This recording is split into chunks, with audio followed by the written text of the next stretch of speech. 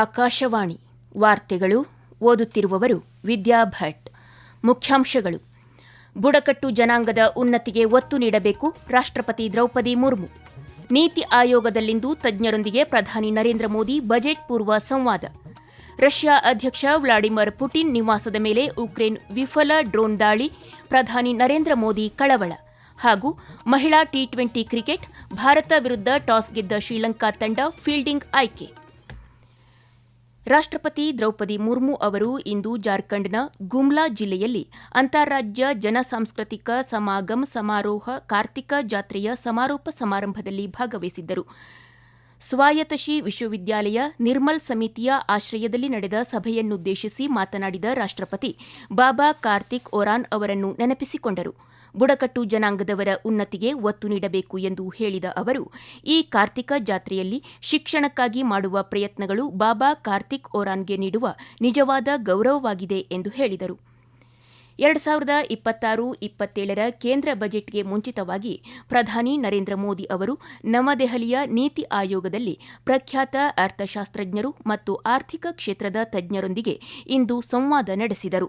ಅವರ ಅಭಿಪ್ರಾಯಗಳು ಮತ್ತು ಸಲಹೆಗಳನ್ನು ಪಡೆದರು. ದೇಶದ ಪ್ರಸ್ತುತ ಆರ್ಥಿಕ ಪರಿಸ್ಥಿತಿ ಮತ್ತು ಭವಿಷ್ಯದ ಆದ್ಯತೆಗಳ ಕುರಿತು ತಜ್ಞರು ತಮ್ಮ ಅಭಿಪ್ರಾಯಗಳು ಮತ್ತು ಮೌಲ್ಯಮಾಪನಗಳನ್ನು ಹಂಚಿಕೊಳ್ಳಲು ಈ ಸಭೆ ವೇದಿಕೆಯಾಗಿ ಕಾರ್ಯನಿರ್ವಹಿಸಿತು. ಬೆಳವಣಿಗೆಯನ್ನು ಬೆಂಬಲಿಸಲು, ಸ್ಥೂಲ ಆರ್ಥಿಕ ಸ್ಥಿರತೆಯನ್ನು ಬಲಪಡಿಸಲು ಮತ್ತು ಉದಯೋನ್ಮುಖ ಸವಾಲುಗಳನ್ನು ಎದುರಿಸಲು ಮತ್ತಷ್ಟು ಸುಧಾರಣೆಗಳು ಅಗತ್ಯವಿರುವ ಕ್ಷೇತ್ರಗಳಲ್ಲಿ ಈ ಸಭೆಯು ಚರ್ಚೆಗಳನ್ನು ಒಳಗೊಂಡಿತ್ತು. ನೀತಿ ಆಯೋಗದಲ್ಲಿ ನಡೆದ ಸಂವಾದವು ಸರ್ಕಾರವು ಮುಂದಿನ ಹಂತದ ಆರ್ಥಿಕ ಯೋಜನೆಗೆ ಸಿದ್ಧವಾಗುತ್ತಿರುವಾಗ ಅಮೂಲ್ಯವಾದ ಒಳನೋಟಗಳನ್ನು ಒದಗಿಸಿತು. ಕೇಂದ್ರ ಹಣಕಾಸು ಸಚಿವೆ ನಿರ್ಮಲಾ ಸೀತಾರಾಮನ್, ಉಪಾಧ್ಯಕ್ಷೆ ಸುಮನ್ ಬೇರಿ, ಸಿಇಒ ಬಿವಿಆರ್ ಸುಬ್ರಹ್ಮಣ್ಯಂ ಮತ್ತು ಹಿರಿಯ ಅಧಿಕಾರಿಗಳು ಸಭೆಯಲ್ಲಿ ಭಾಗವಹಿಸಿದ್ದರು. ರಷ್ಯಾ ಅಧ್ಯಕ್ಷ ವ್ಲಾಡಿಮಿರ್ ಪುಟಿನ್ ಅವರ ಸರ್ಕಾರಿ ನಿವಾಸದ ಮೇಲೆ ಉಕ್ರೇನ್ ಡ್ರೋನ್ ದಾಳಿ ವಿಫಲವಾದ ಹಿನ್ನೆಲೆಯಲ್ಲಿ ರಷ್ಯಾದ ಪ್ರತಿಕ್ರಿಯೆ ರಾಜತಾಂತ್ರಿಕವಾಗಿ ಇರುವುದಿಲ್ಲ ಎಂದು ರಷ್ಯಾ ತಿಳಿಸಿದೆ. ವಿದೇಶಾಂಗ ಸಚಿವಾಲಯದ ವಕ್ತಾರೆ ಮರಿಯಾ ಅವರು ಅಮೆರಿಕದಲ್ಲಿ ಮಾತುಕತೆಗಳು ನಡೆಯುತ್ತಿದ್ದ ಸಂದರ್ಭದಲ್ಲಿ ಈ ದಾಳಿ ಸಂಭವಿಸಿದೆ, ಇದರಿಂದ ನಡೆಯುತ್ತಿರುವ ಶಾಂತಿ ಪ್ರಯತ್ನಗಳಿಗೆ ಧಕ್ಕೆ ಉಂಟಾಗಿದೆ ಎಂದು ಹೇಳಿದ್ದಾರೆ. ರಷ್ಯಾ ಅಧ್ಯಕ್ಷ ವ್ಲಾಡಿಮಿರ್ ಪುಟಿನ್ ಅವರ ನಿವಾಸದ ಮೇಲೆ ಉಕ್ರೇನ್ ದಾಳಿ ನಡೆದಿದೆ ಎಂಬ ವರದಿಗಳ ಬಗ್ಗೆ ಪ್ರಧಾನಿ ನರೇಂದ್ರ ಮೋದಿ ಇಂದು ತೀವ್ರ ಕಳವಳ ವ್ಯಕ್ತಪಡಿಸಿದ್ದಾರೆ. ರಾಜತಾಂತ್ರಿಕ ಪ್ರಯತ್ನಗಳು ಮಾತ್ರ ಯುದ್ಧವನ್ನು ಕೊನೆಗೊಳಿಸಲು ಮತ್ತು ಶಾಶ್ವತ ಶಾಂತಿಯನ್ನು ಸಾಧಿಸಲು ಅತ್ಯಂತ ಕಾರ್ಯಸಾಧ್ಯವಾದ ಮಾರ್ಗವಾಗಿ ಉಳಿದಿದೆ. ಸಂಬಂಧಪಟ್ಟ ದೇಶಗಳು ಈ ಪ್ರಯತ್ನಗಳ ಮೇಲೆ ಗಮನ ಹರಿಸಬೇಕು ಮತ್ತು ಅವುಗಳನ್ನು ದುರ್ಬಲಗೊಳಿಸುವ ಯಾವುದೇ ಕ್ರಮಗಳನ್ನು ತಪ್ಪಿಸಬೇಕು ಎಂದು ಪ್ರಧಾನಿ ಸಾಮಾಜಿಕ ಜಾಲತಾಣದಲ್ಲಿ ತಿಳಿಸಿದ್ದಾರೆ. ಇನ್ನೊಂದೆಡೆ ಪುಟಿನ್ ಅವರೊಂದಿಗೆ ನಡೆದ ದೂರವಾಣಿ ಸಂಭಾಷಣೆಯಲ್ಲಿ ಅಮೆರಿಕ ಅಧ್ಯಕ್ಷ ಡೊನಾಲ್ಡ್ ಟ್ರಂಪ್ ಅವರು ಈ ದಾಳಿಯಿಂದ ತಮಗೆ ಆಘಾತವಾಗಿದೆ ಎಂದು ಹೇಳಿದ್ದಾರೆ. 2025ನೇ ವರ್ಷವನ್ನು ಆಡಳಿತ ಸುಧಾರಣೆಗೆ ಸಮರ್ಪಿಸಲಾಗಿದ್ದು, ಜೀವನ ಸುಲಭತೆ ಮತ್ತು ಕೆಲಸದ ಸುಲಭತೆ ಸಾಧಿಸುವುದು ಇದರ ಉದ್ದೇಶವಾಗಿದೆ ಎಂದು ಸಿಬ್ಬಂದಿ, ಸಾರ್ವಜನಿಕ ಕುಂದುಕೊರತೆಗಳು ಮತ್ತು ಪಿಂಚಣಿ ಖಾತೆ ರಾಜ್ಯ ಸಚಿವ ಡಾ ಜಿತೇಂದ್ರ ಸಿಂಗ್ ಹೇಳಿದ್ದಾರೆ. ನವದೆಹಲಿಯಲ್ಲಿ ಇಂದು ನಡೆದ ವರ್ಷಾಂತ್ಯದ ಪತ್ರಿಕಾಗೋಷ್ಠಿಯನ್ನು ಉದ್ದೇಶಿಸಿ ಮಾತನಾಡಿದ ಅವರು, ಜೀವನ ಸುಲಭತೆಯನ್ನು ಸಾಧಿಸಲು ಸೇವೆಗಳನ್ನು ಒದಗಿಸುವವರಿಗೂ ಸಹ ಕೆಲಸದ ಸುಲಭತೆ ಒದಗಿಸಬೇಕೆಂದು ಹೇಳಿದರು. ಈ ವಾರ್ತೆಗಳನ್ನು ಆಕಾಶವಾಣಿಯಿಂದ ಕೇಳುತ್ತಿದ್ದೀರಿ.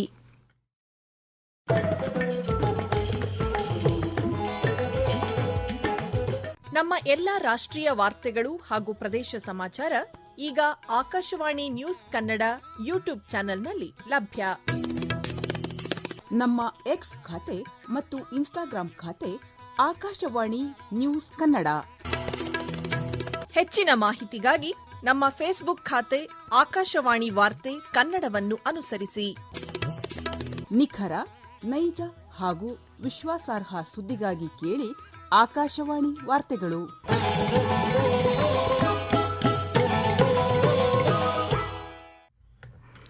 ಶಿವಗಿರಿ ಸಾಮರಸ್ಯದ ಜೀವಂತ ಉದಾಹರಣೆಯಾಗಿದೆ ಮತ್ತು ಶಿವಗಿರಿ ತೀರ್ಥಯಾತ್ರೆ ಆಧ್ಯಾತ್ಮಿಕ ಅನ್ವೇಷಣೆ ಮತ್ತು ಸಾಮಾಜಿಕ ಆರ್ಥಿಕ ಪ್ರಗತಿಯ ಪರಿಪೂರ್ಣ ಮಿಶ್ರಣವಾಗಿದೆ.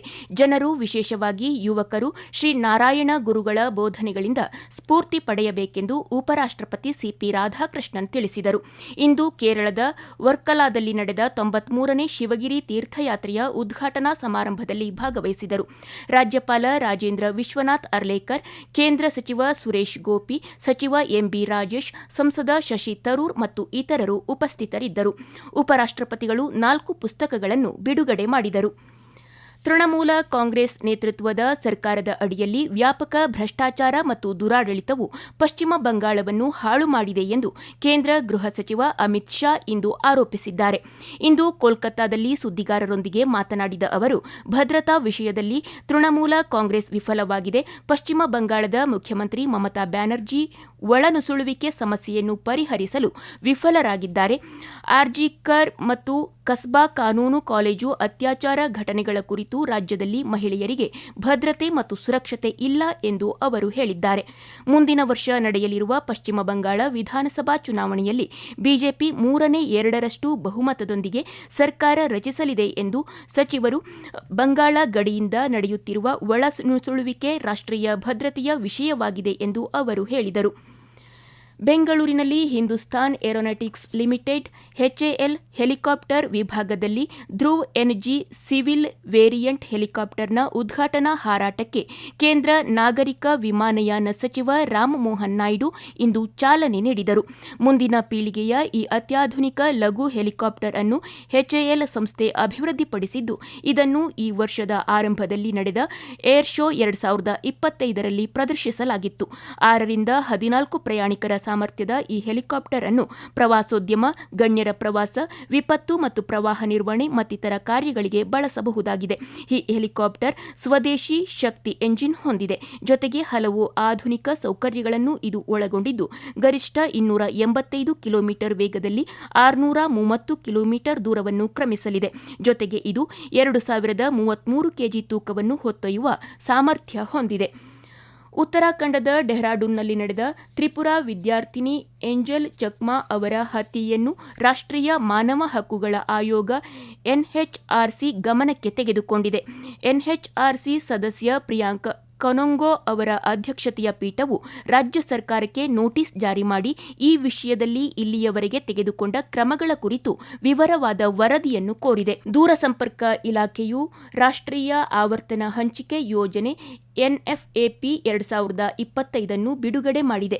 ಇದು ದೇಶದಲ್ಲಿ ರೇಡಿಯೋ ಆವರ್ತನ ಸ್ಪೆಕ್ಟ್ರಮ್ ನಿರ್ವಹಣೆ ಮತ್ತು ಹಂಚಿಕೆಯನ್ನು ನಿಯಂತ್ರಿಸುವ ಪ್ರಮುಖ ನೀತಿ ದಾಖಲೆಯಾಗಿದೆ. ಎನ್ಎಫ್ಎಪಿ 2025 ಇಂದಿನಿಂದ ಜಾರಿಗೆ ಬಂದಿದೆ ಎಂದು ಸಂವಹನ ಸಚಿವಾಲಯ ತಿಳಿಸಿದೆ. ಮುಂದಿನ ವರ್ಷದ ಗಣರಾಜ್ಯೋತ್ಸವ ಪೆರೇಡ್ನಲ್ಲಿ 28 ರಾಜ್ಯಗಳು ಮತ್ತು 8 ಕೇಂದ್ರಾಡಳಿತ ಪ್ರದೇಶಗಳಿಂದ 2400 ಎನ್ಸಿಸಿ ಕೆಡೆಟ್ಗಳು ಭಾಗವಹಿಸಲಿದ್ದಾರೆ ಎಂದು ರಕ್ಷಣಾ ಸಚಿವಾಲಯ ತಿಳಿಸಿದೆ. ಯುವ ವಿನಿಮಯ ಕಾರ್ಯಕ್ರಮದಡಿಯಲ್ಲಿ ಈ ವರ್ಷ 25 ಸ್ನೇಹಪರ ವಿದೇಶಗಳ ಕೆಡೆಟ್ಗಳು ಮತ್ತು ಅಧಿಕಾರಿಗಳು ಸಹ ಆಚರಣೆಯಲ್ಲಿ ಭಾಗವಹಿಸಲಿದ್ದಾರೆ ಎಂದು ಅದು ಹೇಳಿದೆ. ದೇಶದ ಉತ್ತರ ಭಾಗಗಳಲ್ಲಿ ದಟ್ಟವಾದ ಮಂಜಿನ ಸ್ಥಿತಿಯಿಂದಾಗಿ ಇಂದು ರೈಲು ಮತ್ತು ವಿಮಾನ ಕಾರ್ಯಾಚರಣೆಯ ಮೇಲೆ ಪರಿಣಾಮ ಬೀರಿದೆ. ದೆಹಲಿಗೆ ಹೋಗುವ 20ಕ್ಕೂ ಹೆಚ್ಚು ರೈಲುಗಳು 3 ಗಂಟೆಗಳಿಗಿಂತ ಹೆಚ್ಚು ತಡವಾಗಿ ಚಲಿಸುತ್ತಿವೆ. ಮಂಜಿನ ಹವಾಮಾನ ಮತ್ತು ಗೋಚರತೆ ಸಮಸ್ಯೆಯಿಂದಾಗಿ ಇಂದು 118 ವಿಮಾನಗಳನ್ನು ರದ್ದುಗೊಳಿಸಲಾಗಿದೆ. ಪ್ರಯಾಣಿಕರು ವಿಮಾನದ ಸ್ಥಿತಿಯನ್ನು ಸಕ್ರಿಯವಾಗಿ ಪರಿಶೀಲಿಸುವಂತೆ ಮತ್ತು ಸಂಬಂಧಪಟ್ಟ ವಿಮಾನಯಾನ ಸಂಸ್ಥೆಗಳೊಂದಿಗೆ ಸಂಪರ್ಕದಲ್ಲಿರಲು ಸಾಮಾಜಿಕ ಜಾಲತಾಣದಲ್ಲಿ ನಾಗರಿಕ ವಿಮಾನಯಾನ ಸಚಿವಾಲಯ ತಿಳಿಸಿದೆ. ಇಂದು ನಿಧನರಾದ ಬಾಂಗ್ಲಾದೇಶದ ಮಾಜಿ ಪ್ರಧಾನಿ ಮತ್ತು ಬಾಂಗ್ಲಾದೇಶ ರಾಷ್ಟ್ರೀಯವಾದಿ ಪಕ್ಷದ ಅಧ್ಯಕ್ಷೆ ಬೇಗಂ ಖಲೀದಾ ಜಿಯಾ ಅವರ ಅಂತ್ಯಕ್ರಿಯೆಯಲ್ಲಿ ಪಾಲ್ಗೊಳ್ಳಲು ವಿದೇಶಾಂಗ ಸಚಿವ ಡಾ ಎಸ್ ಜೈಶಂಕರ್ ನಾಳೆ ಢಾಕಾಗೆ ಭೇಟಿ ನೀಡಲಿದ್ದಾರೆ. ಕೇರಳದ ತಿರುವನಂತಪುರಂನಲ್ಲಿ ಗ್ರೀನ್ಫೀಲ್ಡ್ ಅಂತಾರಾಷ್ಟ್ರೀಯ ಕ್ರೀಡಾಂಗಣದಲ್ಲಿ ಇಂದು ನಡೆಯಲಿರುವ 5ನೇ ಮತ್ತು ಅಂತಿಮ ಮಹಿಳಾ ಟಿ20 ಅಂತಾರಾಷ್ಟ್ರೀಯ ಪಂದ್ಯದಲ್ಲಿ ಭಾರತ ಶ್ರೀಲಂಕಾ ಮುಖಾಮುಖಿಯಾಗಿವೆ. ಟಾಸ್ ಗೆದ್ದ ಶ್ರೀಲಂಕಾ ತಂಡ ಫೀಲ್ಡಿಂಗ್ ಆಯ್ಕೆ ಮಾಡಿಕೊಂಡಿದೆ. ಇತ್ತೀಚಿನ ವರದಿಯಂತೆ ಭಾರತ ತಂಡ 6.5 ಓವರ್ಗಳಲ್ಲಿ 3 ವಿಕೆಟ್ ನಷ್ಟಕ್ಕೆ 48 ರನ್ ಗಳಿಸಿ ಆಡುತ್ತಿದೆ. ಕೊನೆಯಲ್ಲಿ ಮತ್ತೊಮ್ಮೆ ಮುಖ್ಯಾಂಶಗಳು. ಬುಡಕಟ್ಟು ಜನಾಂಗದ ಉನ್ನತಿಗೆ ಒತ್ತು ನೀಡಬೇಕು, ರಾಷ್ಟ್ರಪತಿ ದ್ರೌಪದಿ ಮುರ್ಮು. ನೀತಿ ಆಯೋಗದಲ್ಲಿಂದು ತಜ್ಞರೊಂದಿಗೆ ಪ್ರಧಾನಿ ನರೇಂದ್ರ ಮೋದಿ ಬಜೆಟ್ ಪೂರ್ವ ಸಂವಾದ. ರಷ್ಯಾ ಅಧ್ಯಕ್ಷ ವ್ಲಾಡಿಮಿರ್ ಪುಟಿನ್ ನಿವಾಸದ ಮೇಲೆ ಉಕ್ರೇನ್ ವಿಫಲ ಡ್ರೋನ್ ದಾಳಿ, ಪ್ರಧಾನಿ ನರೇಂದ್ರ ಮೋದಿ ಕಳವಳ. ಹಾಗೂ ಮಹಿಳಾ ಟಿ20 ಕ್ರಿಕೆಟ್, ಭಾರತ ವಿರುದ್ಧ ಟಾಸ್ ಗೆದ್ದ ಶ್ರೀಲಂಕಾ ತಂಡ ಫೀಲ್ಡಿಂಗ್ ಆಯ್ಕೆ. ಇಲ್ಲಿಗೆ ವಾರ್ತಾ ಪ್ರಸಾರ ಮುಕ್ತಾಯವಾಯಿತು. ನಮ್ಮ ಮುಂದಿನ ವಾರ್ತಾ ಪ್ರಸಾರ ನಾಳೆ ಬೆಳಿಗ್ಗೆ 7:05